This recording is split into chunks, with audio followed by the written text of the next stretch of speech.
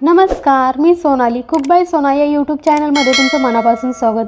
आजच्या व्हिडिओमध्ये आपण बघणार आहोत खमंग धपाटे। ज्वारीच्या पिठापासून आपण हे धपाटे बनवणार आहे, तेही घरगुती साहित्यामध्ये। हे धपाटे वरून कुरकुरीत आणि आतून असे लुसलुशीत असतात। चला तर मग वेळ न घालवता आपण रेसिपीला सुरुवात करूया। धपाटे बनवण्यासाठी छोटंसं आपल्याला एक वाटण काढून घ्यायचं आहे।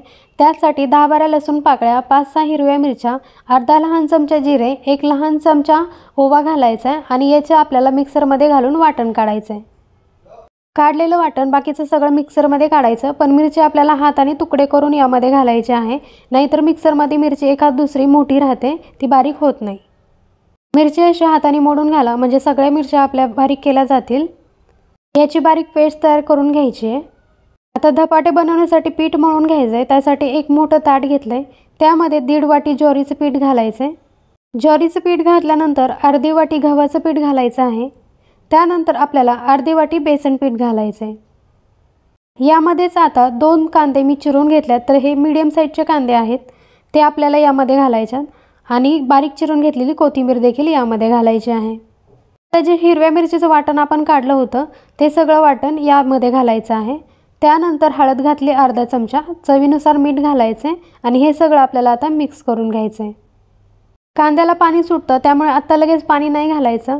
यामध्ये आपल्याला सगळं मिक्स करून घ्यायचं। त्यानंतर आपल्याला थोडं थोडं करत आपल्याला लागेल तसं पाणी घालायचं आहे। पाणी घालत घालत आपल्याला हे धपाट्याचं पीठ व्यवस्थित मळून घ्यायचं आहे।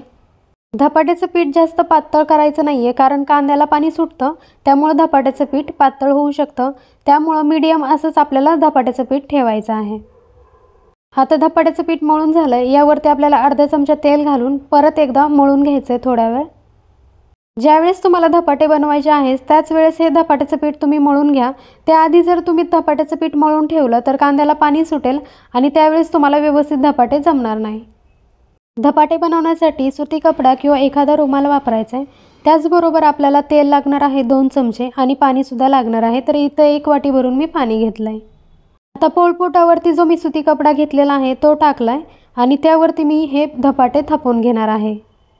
धपाटे थापून घ्यायच्या आधी या कपड्याला आपल्याला पाण्याने चांगलं भिजवून घ्यायचं आहे। त्यानंतर आपल्याला एक असा गोळा घ्यायचा आहे। तुम्हाला जेवढे धपाटे लहान मोठा हवा आहे तेवढा गोळा घ्यायचा आहे आणि धपाटा आपल्याला या पद्धतीने थापून घ्यायचा आहे। धपाट्याचं पीठ हाताला चिकटत असेल तर पाण्याचा हात बुडवायचा आहे आणि त्यानंतर परत आपल्याला धपाटा थापून घ्यायचा आहे। या पद्धतीने आपल्याला धपाटा बनवून घ्यायचा आहे। आता आपल्याला होल पाडायचा आहे, याला 4-5 होल पाडायचे, म्हणजे आतपर्यंत धपाटा आपलं भाजलं जातं। धपाटा आता आपल्याला भाजून घ्यायचं आहे, तर त्यासाठी आधीच तवा मी तापायला ठेवला होता। यामध्ये घालते तेल, तर तेल थोडं जास्तच वापरलं जातं धपाट्यामध्ये। या पद्धतीने धपाटा आपल्याला अलगद हाताने सोडायचा आहे। धपाटे तव्यामध्ये सोडल्यानंतर याला मी झाकण ठेवून देते, तर 2-3 मिनिटांसाठी आपल्याला झाकण ठेवायचं आहे आणि गॅस आपल्याला लो ते मीडियम ठेवायचा आहे। 2 ते 3 मिनिटांनंतर मी झाकण काढते। आता हे धपाटे आपल्याला एका बाजूने भाजलेलं आहे, दुसऱ्या बाजूने भाजून घ्यायचं आहे। आता दुसऱ्या बाजूने हे धपाटे मी भाजून घेते। धपाटे पलटून घेतल्यावरती आपल्याला थोडंसं आणखी तेल सोडायचं आहे आणि सगळ्या बाजूने आपल्याला धपाटा भाजून घ्यायचा आहे। धपाटे सगळीकडून आपल्याला व्यवस्थित भाजून घ्यायचं आहे। तुम्ही पाहू शकता वरून असे कुरकुरीत आणि आतून लुसलुशीत हे धपाटे तयार होतात। खायला खमंग ज्वारीच्या पिठाचं धपाटा आपलं तयार झालं। वरून कुरकुरीत आतून लुसलुशीत गरमागरम धपाटा आपल्या इथे तयार झालं।